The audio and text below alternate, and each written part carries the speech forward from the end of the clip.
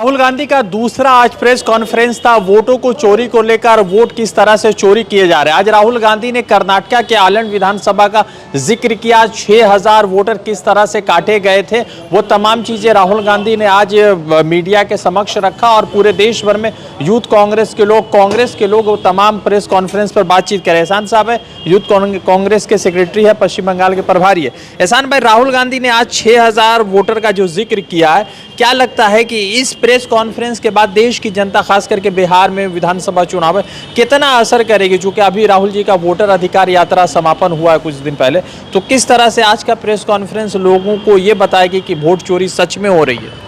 देखिए, लोगों को सच सुनना पसंद है और राहुल गांधी जी जिस तरह से संवैधानिक पद पे हैं और जिस तरह से उन्होंने बात को रखा है पूरे एविडेंस के साथ, तो देश की जनता को ये बात पता चल गया है। और एक बच्चा वोटर अधिकार यात्रा में आप भी थे, मैं भी था, तो बिहार की एक जनता ये बोल रही थी वोट चोर गद्दी छोड़, तो ये सच्चाई है। आज नहीं तो कल तो सच सामने आना ही था। अच्छा, तो इनका चोरी पकड़ा गया है। तो आज जैसे राहुल जी ने प्रेस कॉन्फ्रेंस किया, पहला था, फिर दूसरा प्रेस कॉन्फ्रेंस था, इलेक्शन कमीशन का ये बर्ताव कि बेसलेस है, कुछ इसमें दम नहीं है इस पूरे प्रेस कॉन्फ्रेंस। इनकी बौखलाहट बोल रही है। और जिस तरह से इनको election commission Bharatiya Janata party के स्पोक्स पर्सन हो गए हैं और भारतीय जनता पार्टी के इलेक्शन कमीशन स्पोक्स पर्सन हो गए हैं, तो उच्च न्यायालय पे भरोसा है। उच्च न्यायालय, सुप्रीम कोर्ट को पूरे देश के लोगों को उम्मीद है सुप्रीम कोर्ट से, और हम लोग संवैधानिक इस पे भरोसा रखते हैं। और मुझे लगता है कि सुप्रीम कोर्ट भी इंटरवीन किया है, वो भी सारी चीज़ों को देख रहे हैं, तो आज नहीं तो कल तो कार्रवाई होगी उनके ऊपर।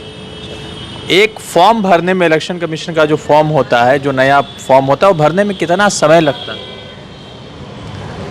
काफ़ी समय तो नहीं लगता है एक इलेक्शन कमीशन का फॉर्म भरने में। फॉर्म 15(8)A में भी भरा हूँ, मुश्किल से 3 से 4 मिनट लगता है। 4 मिनट लगता है। एक फॉर्म पता चला, धर्म नाम करके एक व्यक्ति था, उनका 30 सेकंड में 2 फॉर्म भर दिया गया। ये बहुत ही इलीगल है, क्योंकि ये प्रैक्टिकल नहीं हो सकता है।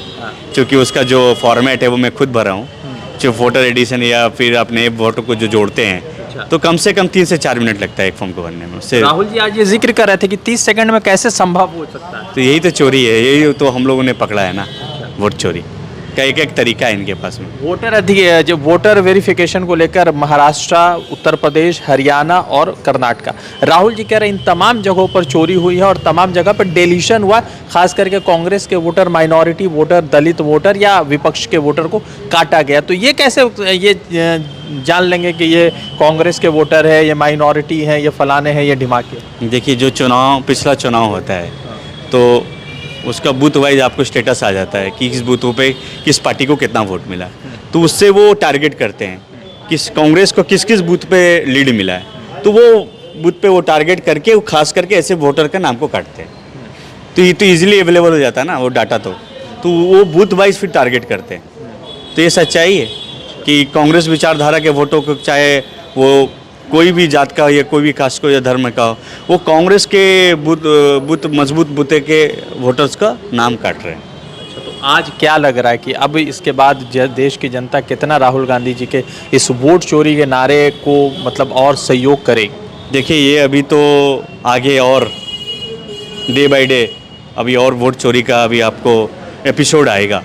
अभी मुझे लगता है कि राहुल गांधी जी ने जो बम का, हाइड्रोजन बम का उन्होंने जिक्र किया है, तो वो मोदी जी का खुद का गृह जो लोकसभा चुनाव लड़े थे वाराणसी से, तो वो एपिसोड अभी बाकी है।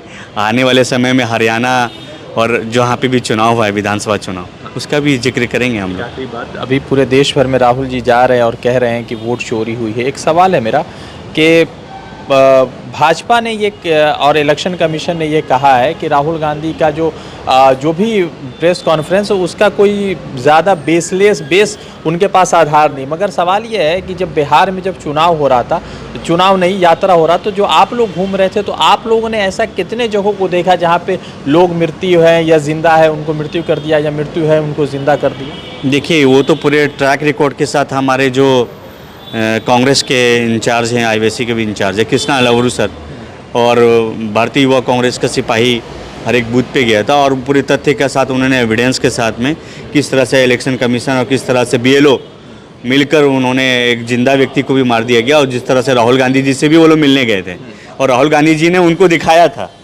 अपने वो यात्रा में वोटर अधिकार यात्रा में बिहार में, तो ये तो सबके सामने है। एक जिंदा व्यक्ति को भी मार दिया जाता है। सीआईडी ने 18-19 मरतबा पत्र लिखा है भाई इसको, इलेक्शन कमीशन को, बेंगलोर के सीआईडी ने, मगर कोई असर नहीं। देखिए असर तो बिल्कुल नहीं है, और ये लोग साठगांठ से ये चोरी करके सरकार बनी है। मुझे पूरा विश्वास है कि देश की जनता सड़क पे उतरेगी और एक दिन ऐसा होगा कि मोदी को और इलेक्शन कमीशन को उखाड़ फेंकेगी। बहुत शुक्रिया। ईशान जी से बातचीत हो रही थी, जुड़ते दूसरे अपडेट के साथ, धन्यवाद। द इंडियन खबर, सच आपके सामने।